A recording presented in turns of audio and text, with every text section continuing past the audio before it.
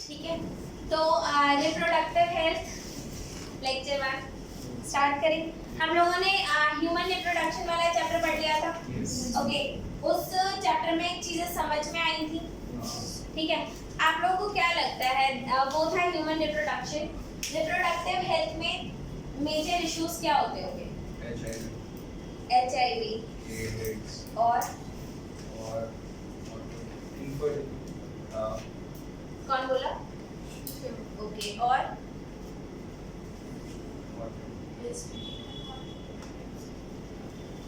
बच्चे reproductive health के case में 3 मेजर इश्यूज हैं और उन्हीं 3 मेजर इश्यूज के ऊपर आपका ये पूरा चैप्टर बेस्ड है।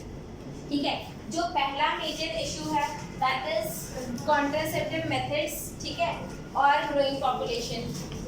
ठीक है, वन इज कॉन्ट्रासेप्टिव मेथड्स, वो एक बहुत बड़ा प्रॉब्लम है। प्रॉब्लम क्या है? अवेयरनेस चाहिए उसके लिए, नथिंग। ठीक है,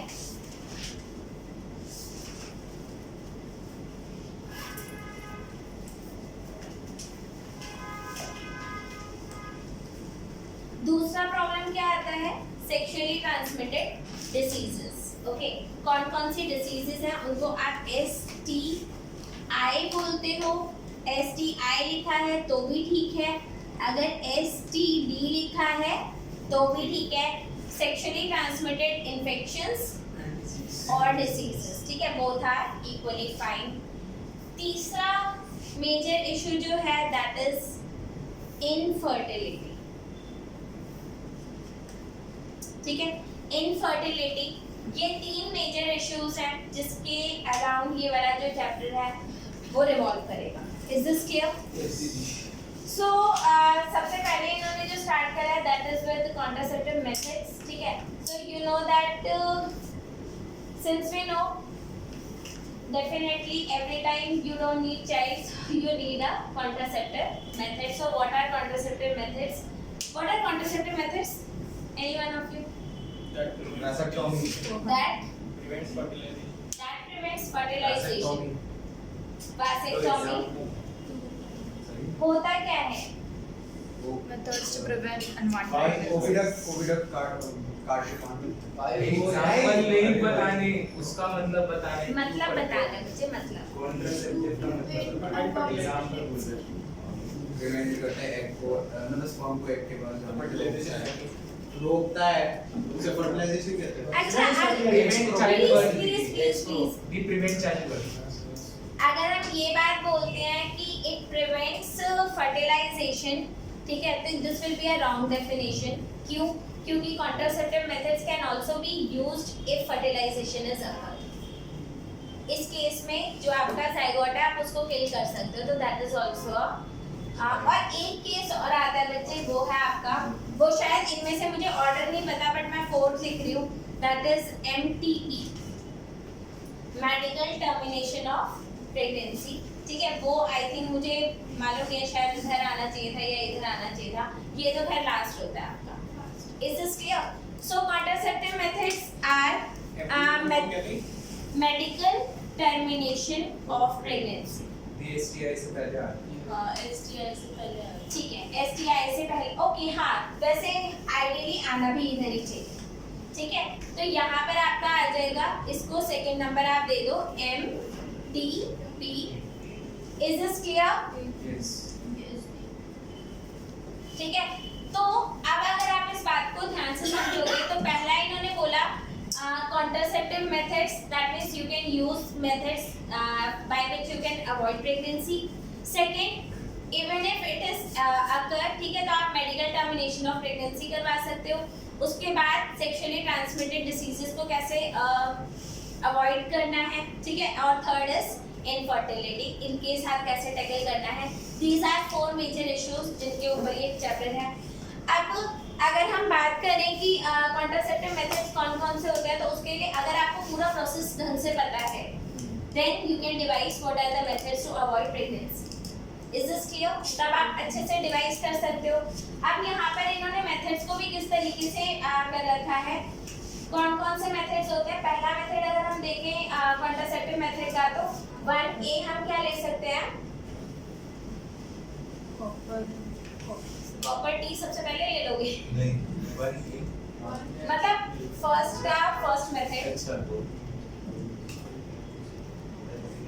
फर्स्ट मेथड आई थिंक इन्होंने नेचुरल मेथड्स बता रखे हैं। नेचुरल मेथड्स, ठीक है। Hello,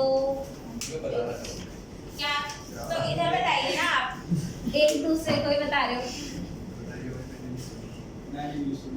please all of you, और अगर आपको इजी लगता है तो ये चैप्टर यहाँ पे आके पढ़ा दो, if you think it is easy to teach, ठीक है। सुन लो ये, so natural methods basically work on like दो चीजें होती हैं।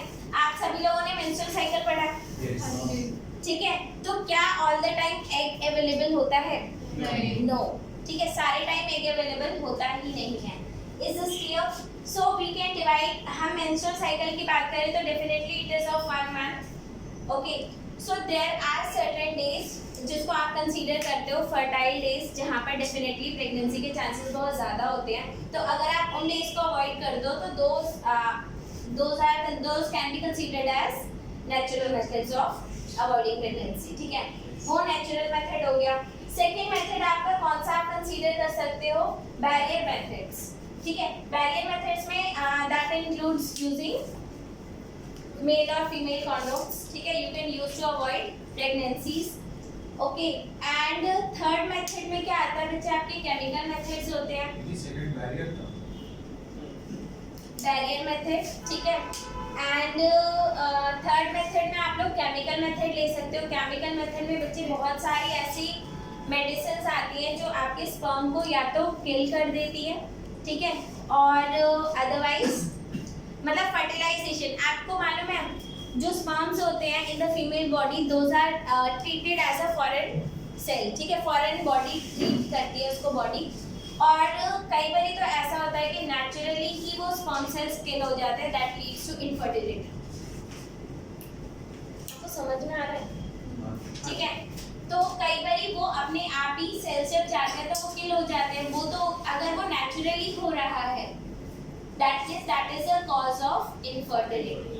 बच्चे there are a lot of things that we need to know, और बहुत सारे लोग इन सब चीज़ों के लिए अवेयर भी नहीं होते हैं, ठीक है।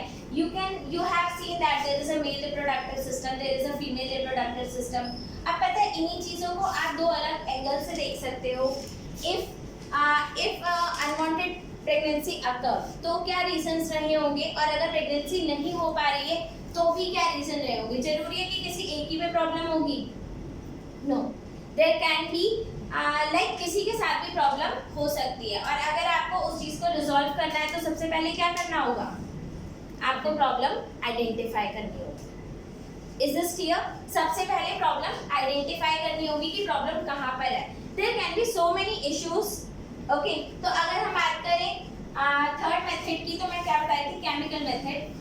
कई बार क्या होता है, हम लोग कुछ ऐसी मेडिसिन ले लेते हैं जो या तो स्पर्म को किल कर देगा, अदरवाइज जो आपका जाइगोट फॉर्म हुआ है उसको इम्प्लांट नहीं होने देगा। क्योंकि अगर जाइगोट फॉर्म हो गया और इम्प्लांट नहीं हुआ तो क्या एम्ब्रियो बनेगा? नहीं बनेगा ना, उस केस में भी नहीं बनेगा। इसीलिए मैंने बोला है contraceptive methods are not only to prevent fertilisation, even after fertilisation you can stop pregnancy. तो कॉन्ट्रासेप्टिव मेथड्स का काम सिर्फ और सिर्फ ये नहीं होता कि फर्टिलाइजेशन को रोके, वो प्रेगनेंसी को रोकता है। Is this clear? समझ में आ गया? उसके बाद वो आपके केमिकल मेथड्स हो गए। इसमें और भी कई चीज़ें होती हैं, आई थिंक कॉपर टी वगैरह जो इन्होंने दे रखा है। कॉपर टी क्या होता है एक बार देखिए मैम, एक बार देख लो। तो अच्छा यहाँ पर दो चीज़ें देख लो। नेचुरल मेथड्स में बच्चे दो चीज़ें दे रखी हैं। First, natural method works on the principle of avoiding chances of ovum and sperm meeting. So first is periodic abstinence, ठीक है। वो मैंने आपको बताया, you can just avoid fertile days because on those days chances of pregnancies are more, okay.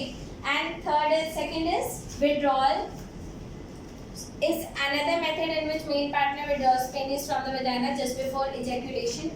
Third method is your lactation amenorrhea, ठीक है। जो lactating women होती हैं उनमें मेंस्ट्रुअल साइकिल नहीं होता, that is also a safe way to avoid pregnancy. ठीक है, इज दिस क्लियर? ये आपने भी पीरियोडिक एक्सीडेशन का है इसका मतलब एब्स्टिनेंस। मेंस्ट्रुअल साइकिल में सारे डेज फर्टाइल नहीं होते क्योंकि हर टाइम एग सेल जो होता है वो अवेलेबल नहीं होता। ठीक है, तो आप उन फर्टाइल डेज को अगर छोड़ दो then you can avoid pregnancy. This is clear? ठीक है, उसके बाद आता है आपका बैरियर मेथड। बैरियर मेथड में क्या है, ovum and sperm are prevented by physically meeting with the help of barriers. ठीक है, so we have male and female both condoms you can use. एक बात याद रखना, बैरियर मेथड जो होता है वो सेक्सुअली ट्रांसमिटेड डिसीजेस को भी प्रिवेंट करता है। Is this clear? इसके अलावा इन्होंने बता रखा है both male and female condoms are disposable and can be self inserted thereby give privacy to the user.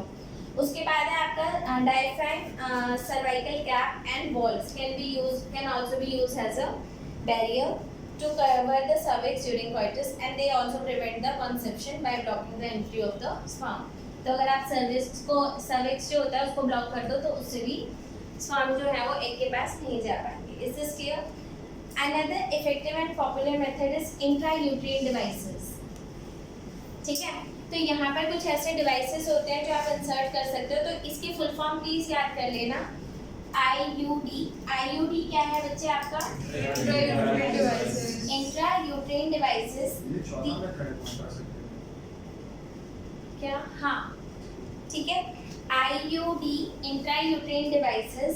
So these devices are inserted by doctor. तो बच्चे अब एक बात याद रखना, अगर आप बैरियर मेथड की बात कर रहे हो और इंट्रायूट्राइन डिवाइसेस की बात कर रहे हो, दोनों में डिफरेंस ये है, barrier methods can be self inserted, however intrauterine devices के लिए आपको एक्सपर्ट्स की हेल्प चाहिए होगी। ठीक है, so these are inserted by doctors और एक्सपर्ट नर्सेस इन यूट्रस और थ्रू द वेजाइना। ठीक है, these intrauterine devices are presently available in the market as non-medicated IUDs। ठीक है, तो इनकी प्लीज एग्जांपल याद कर लेना। ये क्या देता है, lights loop copper releasing IUD। Copper क्या करता है बच्चे, दैट इज अ स्पर्मिसाइडल होता है। कॉपर आयंस क्या होते हैं, स्पर्मिसाइडल होते हैं। So you can use them copper T and copper 7 और multi load 375 and we also have hormone releasing IUDs, for example Progestasert and LNG-20। इनके एग्जाम्पल्स याद कर लेना। ठीक है, इनके एग्जाम्पल्स याद कर लेना। सो IUD increases phagocytosis of the sperms. ये सब इन सब का एक ही काम है, ये स्पर्म फैगोसाइटोसिस मतलब खा जाना। ठीक है, मतलब अगर मैं आपको बात बताऊं, हमारी बॉडी में जो भी फॉरेन बॉडी आती है ना, हमारे बॉडी कुछ ऐसे सेल रिलीज करती है जो उस सेल को डिस्ट्रॉय करती है, and that is called phagocytosis. Is this clear? समझ में आया?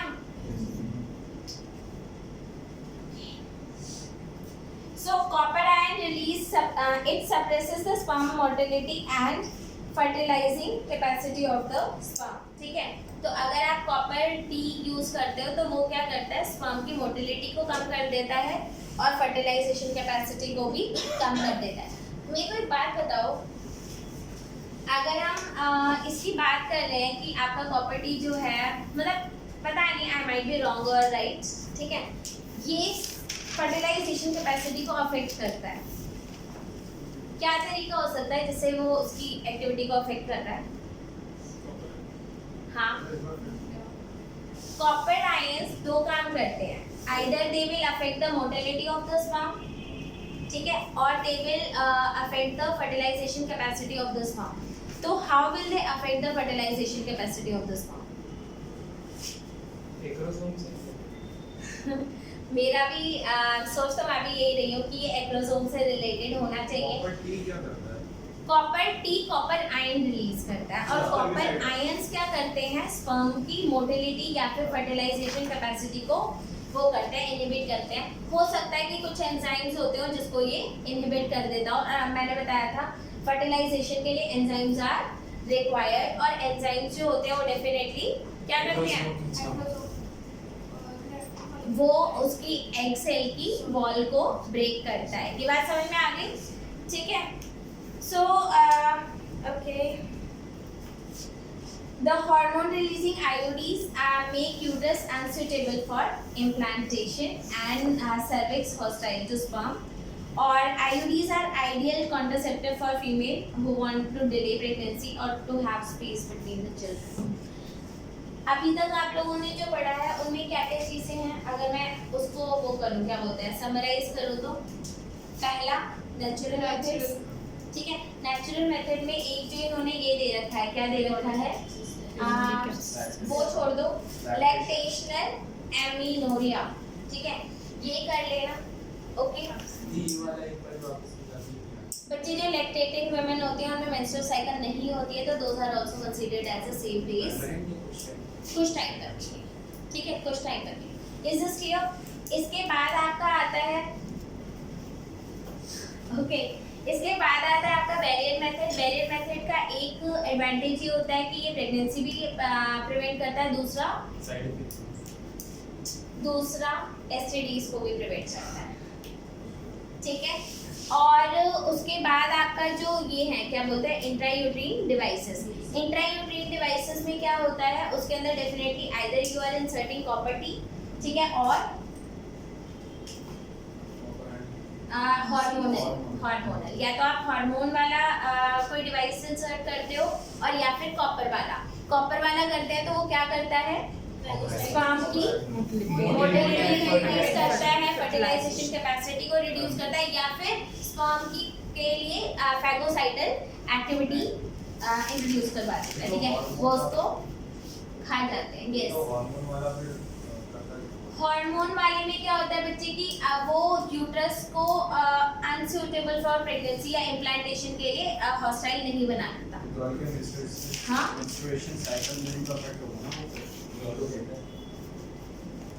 हो सकता है डेफिनेटली. हार्मोन देखो, हमेशा एक बात याद रखना, हर मेथड का कोई ना कोई ड्रॉबैक होता है, and specially when you are playing with hormones, then definitely इसका तो साइड इफेक्ट 100% होने वाला है.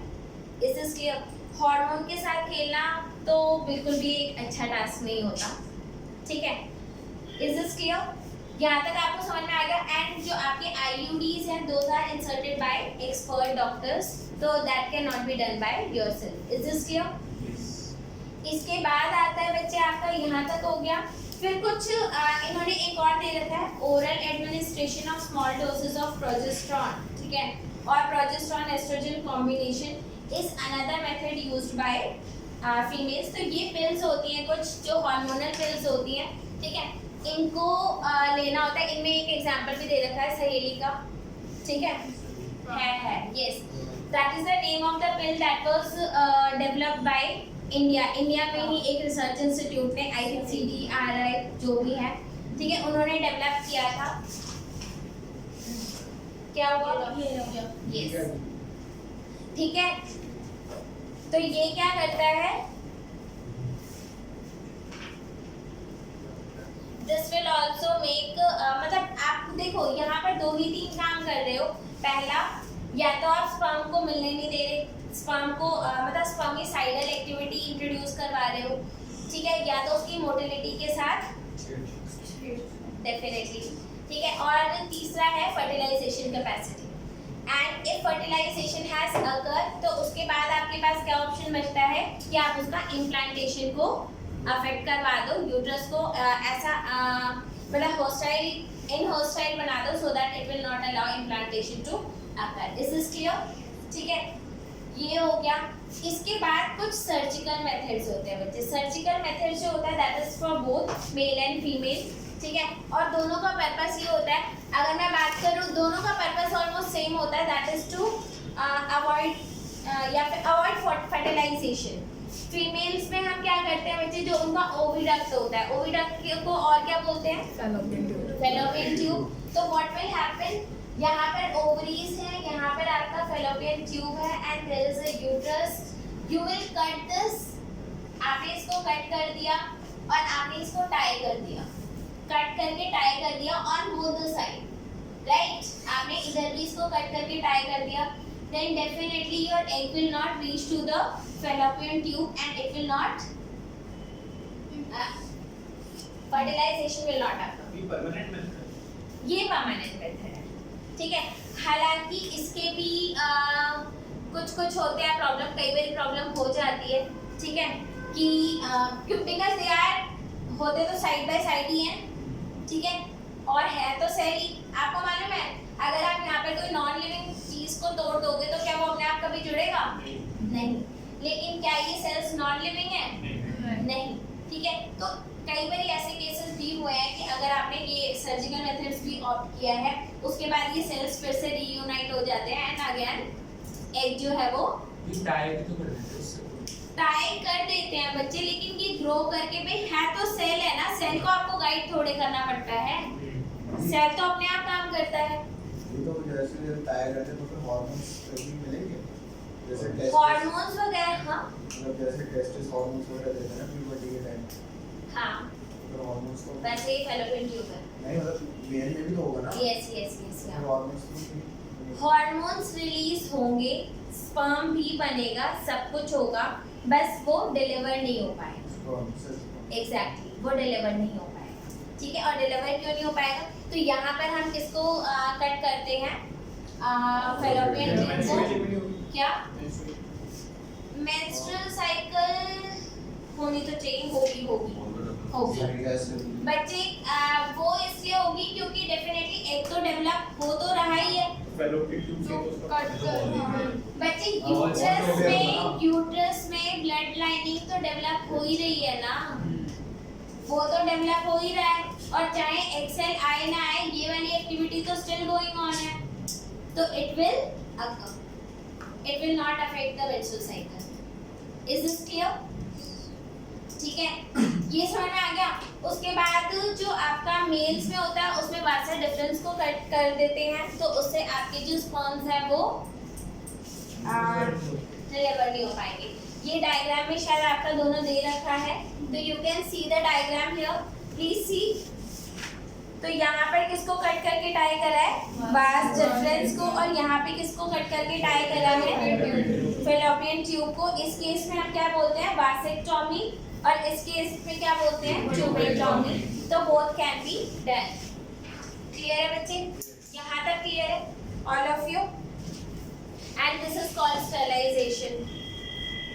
स्टरलाइजेशन बच्चे, स्टरलाइजेशन के एक्चुअली मेरे को तो दो मतलब पता है, वन इज दिस, एक और मतलब होता है स्टेराइल वाटर। स्टरलाइल वाटर का मतलब क्या होता है? Infertile water. स्टरलाइल वाटर का मतलब क्या होता है? जो मूव ना करे, जो मूव ना करे, सड़ा हुआ। स्टेगनेंट बोलते हैं उसे, स्टरलाइल वाटर। जिसमें आयंस नहीं होते। वो डिस्टिल्ड वाटर। कितने वाटर? वाटर बहुत सारे टाइप के होते हैं बच्चे। स्टेराइल वाटर का मतलब होता है germ free water. Sterile condition का मतलब होता है जर्म फ्री कंडीशंस। लेकिन यहाँ पे क्या फ्रेश वाटर है। अच्छा, और पागल हो गया, मुझे लगा लिजर्ड वगैरह दिखा रहे यार। चुप। जो स्टेराइल वाटर उन चिपकल यूज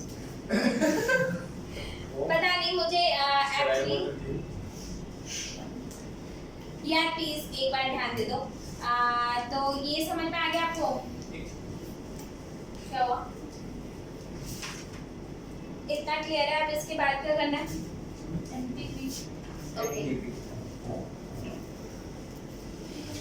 ये सारे मेथड्स आप लोगों ने वैसे 10th क्लास में भी पढ़े हुए हैं, ये सारी चीजें आप लोगों ने 10th क्लास में भी पढ़ी हुई है। बस यहाँ यार प्लीज बस यहाँ पर इनको थोड़ा डिटेल में कर लेना। एंड प्लस आपके MCQs भी आते हैं, तो MCQs के लिए जितने भी एग्जाम्पल दे रखे हैं, आपको पता है अभी लास्ट ईयर इन्होंने एक क्वेश्चन पूछा था कि ये जो सहेली पिल्स है ये इंडिया में ही डेवलप हुई है, ये कौन से ईयर में डेवलप हुई?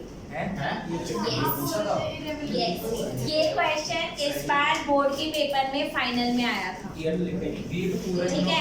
एग्जैक्टली इसको out of the syllabus question consider किया जा रहा है, but let us see what will happen. तो यहाँ पे इस चैप्टर में जो भी चीजें लिखी हुई हैं प्लीज कर लेना। Is this clear? यहाँ तक क्लियर है? इसके बाद एमटीपी पर आ जाए, यहाँ पे आ जाए। इंडिया में आप लोगों को मालूम है कि there is more craze for male child, right? Craze बहुत ज़्यादा होता है। आपको पता है अगर हम इंडिया की बात छोड़ दें, out of India you can check the sex of the child before birth. आप वहाँ पे पहले कर सकते हो, लेकिन इंडिया में ये चीज़ अलाउड नहीं है। क्यों अलाउड नहीं है? क्योंकि लोग चेक तो करते ही करते हैं, and if this is female then exactly, ठीक है। इसीलिए इंडिया में सेक्स डिटर्मिनेशन बिफोर प्रेगनेंसी को बैन करा हुआ है, और ये सिर्फ इंडिया में ही नहीं होता है, चाइना में भी है, मुझे नहीं मालूम, बट बहुत सारी ऐसी कंट्रीज हैं जहाँ पर आप पहले ही डिटेक्ट कर सकते हो, क्योंकि उनको कोई प्रॉब्लम नहीं होती वेदर इट इज मेल और फीमेल। Is this clear? हाँ जी प्लीज, इज दिस क्लियर? तो उसको क्या बोलते हैं? अमीनोसाइटोसिस, क्या है वो?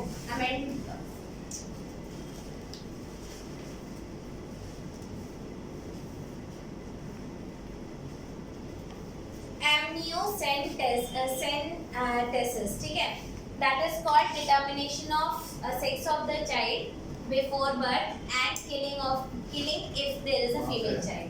बच्चे this is on page number 58, but ये शायद पुरानी बुक है। 46 पेज नंबर पे तुम्हारी पुरानी वाली बुक है, 4th चैप्टर है ये, तो 58 बच्चे 58 पहले होगा ना, इससे और पहले जाओ, उधर देखो।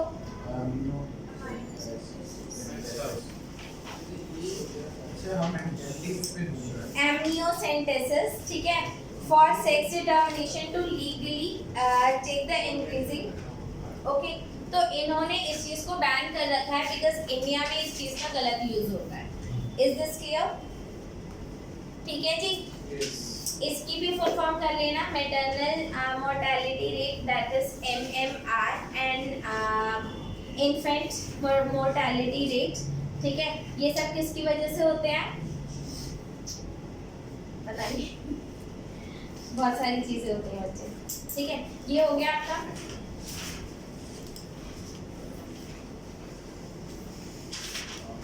मेडिकल टर्मिनेशन ऑफ प्रेगनेंसी क्यों रिक्वायर्ड है?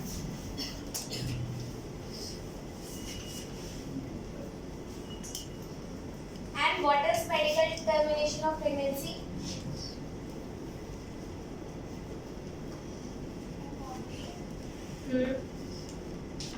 Population की कम करनी।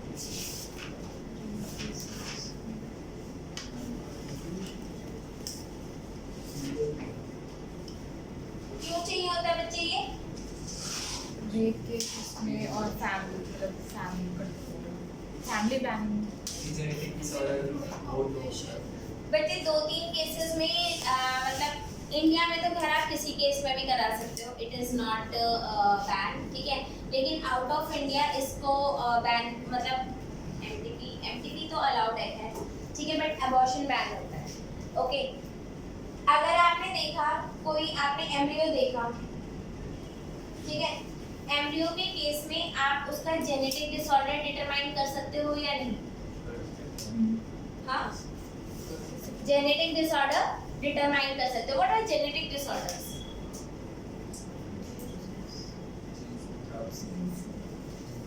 क्या हम फिनाइल कीटोन्यूरिया को डिटेक्ट कर सकते हैं ड्यूरिंग एम्ब्रियो स्टेज?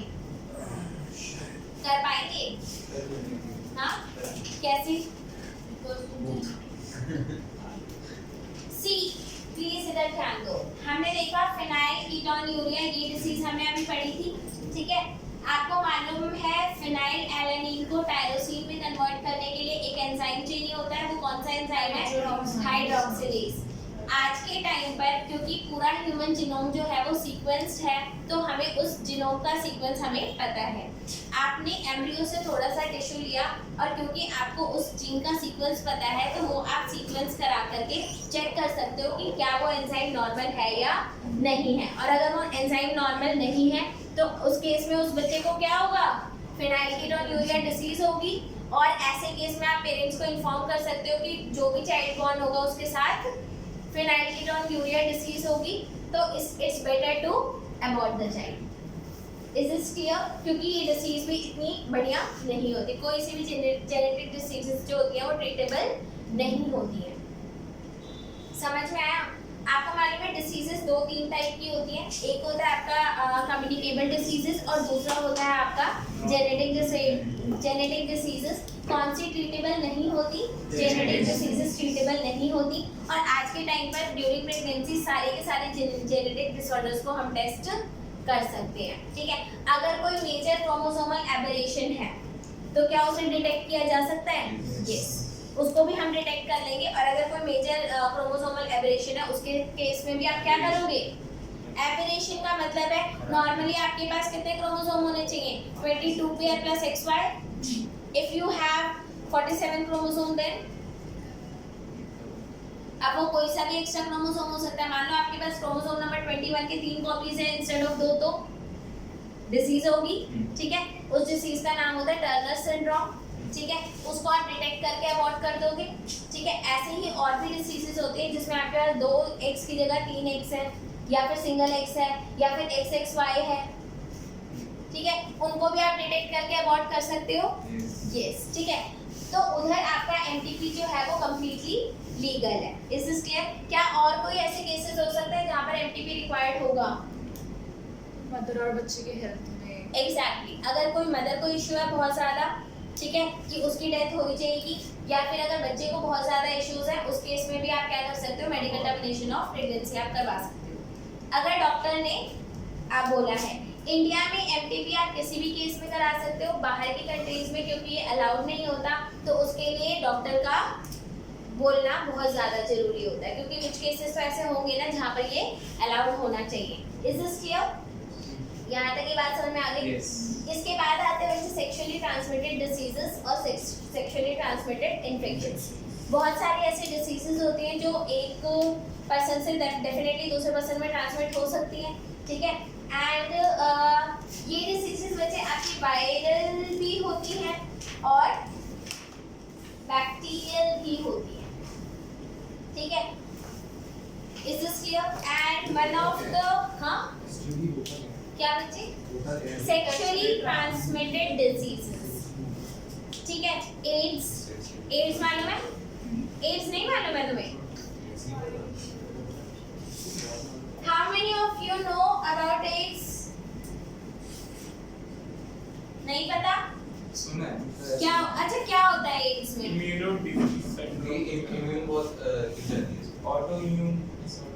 नहीं, ऑटो इम्यून डिसऑर्डर नहीं है ना। सुनो, अच्छा, इम्यूनिटी बहुत कम हो जाती है जिससे कोई भी डिजीज से HIV बच्चे ओके सी आपकी 3 कंडीशंस होती हैं बच्चे। एक कंडीशन आपकी होती है, अगर हम देखें यहाँ पे प्लीज सी, पहली कंडीशन होती है बच्चे आपकी HIV नेगेटिव, एक कंडीशन होती है आपकी HIV पॉजिटिव और एक कंडीशन होती है HIV एड्स। अब इन तीनों में डिफरेंस क्या होता है?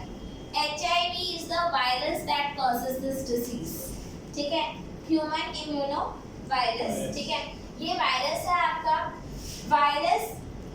HIV नेगेटिव का मतलब है आपकी बॉडी में कोई वायरस नहीं है।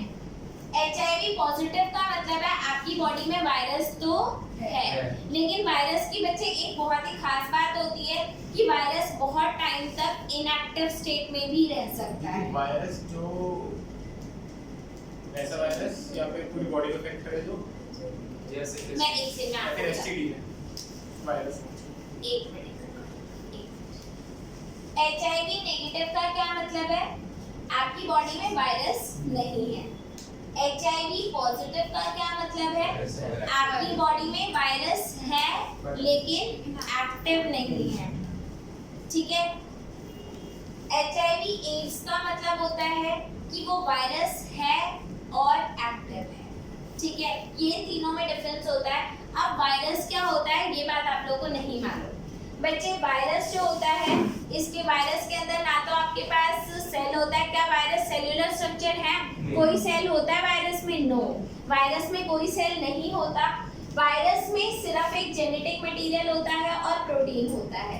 वायरस के अंदर क्या होता है? या तो एक जेनेटिक मटेरियल, मतलब जेनेटिक मटेरियल होता है, ठीक है, प्लस प्रोटीन होता है। Is this clear? आपका ये सेल है, सेल तो जानते हो, ठीक है। यहाँ पर क्या है आपके पास, न्यूक्लियस है।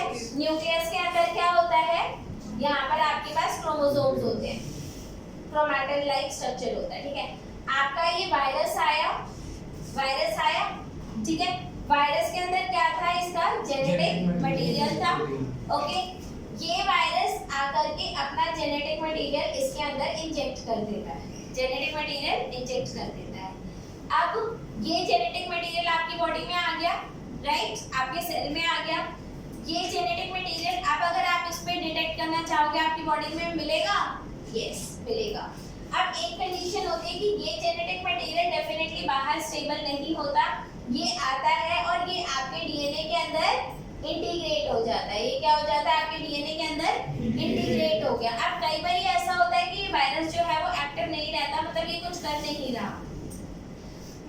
ये अच्छा, अगर आपका ये वायरल जीनोम आरएनए का है तो सबसे पहले ये क्या बनाएगा, डीएनए बनाएगा। आरएनए से क्या बनाएगा, डीएनए। आरएनए ज्यादा स्टेबल होता है या डीएनए? डीएनए ज्यादा स्टेबल होता है, और वैसे भी हमारा जीनोम जो है वो डीएनए का होता है, ठीक है। इसने आरएनए से डीएनए बनाया, डीएनए जाकर इसमें इंटीग्रेट हो गया। डीएनए में जीन्स होंगे, जीन से प्रोटीन बनेगा, और इसके जो प्रोटीन्स हैं वो ऐसे प्रोटीन हैं जो पैथोजेनिक है। इसके डीएनए में क्या है, पैथोजेनिक प्रोटीन है। पहला पैथोजेनिक प्रोटीन है, और दूसरा ये और वायरस बना लेता है। एक वायरस से कितने वायरस बना लेता है, और बहुत सारे वायरस बना लेता है। और ये क्या, ये बनवाता किससे है, हमसे बनवाता है। ये सेल तो हमारा है, ये जीनोम तो हमारा है। हम जब अपना जीनोम पूरा रेडी करते हैं तो इसके वाला भी कर देते हैं, और इसके जीनोम में क्या है, पैथोजन बनाने के प्रोटीन्स। तो ये और पैथोजन बना लेता है। आई बात समझ में, ये और पैथोजन बना लेता है, और इस तरीके से वायरल डिसीजेस जो होती है वो स्प्रेड होती है। This is the way viral diseases spread, ठीक है। अब एड्स के अंदर क्या होता है बच्चे, that is acquired immunodeficiency syndrome. ये वायरस किसी भी सेल को अफेक्ट कर सकता है, जो आपके एड्स में ये आपके इम्यून सिस्टम को जाकर के अफेक्ट कर देता है। ये किसको अफेक्ट करता है, इम्यून सिस्टम को। इम्यून सिस्टम का काम क्या था, आपको प्रोटेक्ट करना। इसने क्या कर दिया, उसी से पैथोजन बनाना स्टार्ट कर दिया। यानी कि पहली बात, आपकी बॉडी में वायरस आ गया और आपका इम्यून सिस्टम कम हो गया, और आपको मालूम है आपको डिसीजेस से बचाता ही आपका इम्यून सिस्टम है। कोविड से ठीक हो रहे हो ना, क्यों ठीक हो रहे हो, क्योंकि आपका इम्यून सिस्टम वर्किंग है, ठीक है। और इसने क्या खत्म कर दिया, इम्यून सिस्टम खत्म कर दिया। कोई भी इंसान बच्चे एड्स से नहीं मरता, एड्स होने के बाद जो बीमारियां होती है ना उनसे मरते हैं। आई बात समझ में। और उसके बाद अगर आपको थोड़ा सा भी इलनेस हुआ है तो वो इलनेस बहुत ज्यादा हो जाता है, and that can cause your death, and that's why there is no cure for AIDS. However अभी मैंने कुछ रीसेंट न्यूज़ देखी थी जिसमें एड्स से भी लोग रिकवर हुए थे, but number of those patients are very less, ठीक है। And that's why it is better to prevent the disease, right. समझ में आई बात। तो और ये जो वायरस है वो सेक्सुअल कांटेक्ट से स्प्रेड होता है, and that's why it is better to have prevention, ठीक है। और एसटीडी से, और AIDS is just an example of sexually transmitted diseases. ये तो बहुत ज़्यादा सीरियस डिसीज है, और भी बहुत सारी डिसीजेस होती हैं जो सेक्सुअली ट्रांसमिटेड डिसीजेस होती हैं। Is this clear? बैक्टीरियल भी होती हैं आपकी और वायरल भी होती है। वायरल में पहला एग्जांपल क्या है आपका, एड्स। Is this clear? यहाँ तक की बात समझ में आई? एड्स सिर्फ सेक्सुअली इंजेक्शन वगैरह सिर्फ सेक्सुअली ट्रांसमिटेड से नहीं होता, बॉडी फ्लूइड से होता है, ठीक है। अगर आप इंजेक्शन लगा रहे हो, ठीक है, आपने नीडल देखा हुआ है, and if you are using it for the person जिसको एड्स है, और उसके बाद सेम नीडल अगर आपने नॉर्मल पर्सन में लगा दिया, then definitely that person, there are chances of that person getting affected from AIDS. Is this clear? Lactating women अगर है, अगर उसको AIDS है तो उसके बच्चे में भी ट्रांसफर हो सकता है। Is this clear? Yes. और नीडल वाला भी आपको बता दिया, ये भी बता दिया। तो there are certain methods actually हुआ है क्या था। कि अब जैसे आपने कहा कि मदर से वो बच्चे को हो गया, तो मदर कैसे बची? मदर कैसे बची या बच्चा कैसे बची? मतलब मदर को एड्स है, तो इम्यून सिस्टम में एक मिनट क्या बोले तुम? आपने कहा मदर को एड्स है तो बच्चे को भी हो जाएगा। हाँ, तुम मदर को बची AIDS से- कैसे? हाँ, मतलब एड्स से दिक्कत नहीं होगी। बच्ची शिवम का क्वेश्चन वैसे अच्छा है, ठीक है, कि अगर मदर को एड्स था तो उसका बच्चा पहली बात तो हुआ ही कैसे, और मदर जिंदा क्यों है, राइट? बच्चे ऐसा भी हो सकता है कि वो वायरस मदर के अंदर हो लेकिन एक्टिव ना हो, नेगेटिव पॉजिटिव वो बच्चे में ट्रांसमिट हो गया और अब बच्चे में एक्टिव हो गया और मदर में भी बाद में एक्टिव हो रहा है, ये तो पॉसिबल है, हाँ ठीक है। और बच्चे ये एड्स कोई बहुत ज़्यादा पुरानी डिसीज नहीं है, ठीक है। ये अगर आप देखोगे शायद इसकी हिस्ट्री देखोगे तो 20-25 या 30-35 साल पुरानी ही डिसीज है ये। तो उस टाइम पर लोगों में बिल्कुल भी अवेयरनेस नहीं था। इनफैक्ट अगर किसी को एड्स है तो वो बिल्कुल ही उसको अलग कर दिया करते थे, इसीलिए इसके लिए बहुत ज़्यादा अवेयरनेस फैलाई गई कि ऐसे नहीं होता। For example if a person is having AIDS और वो किसी के साथ बैठा हुआ है तो वैसे नहीं फैल जाएगा unless having a body fluid contact. Is this clear? समझ में आ गई बातें? एंड इनको प्रिवेंट करने का बेस्ट मेथड होता है, बेस्ट मेथड क्या है? Barrier method. Barrier method is the best method, ठीक है। सारे टाइप की सेक्सुअली ट्रांसमिटेड डिसीजेस को इससे प्रिवेंट किया जा सकता है। Is this clear? ओ भाई साहब, बाय बाय, टाटा। वैसे बात ही कर बड़े तो चैप्टर की समझ आई।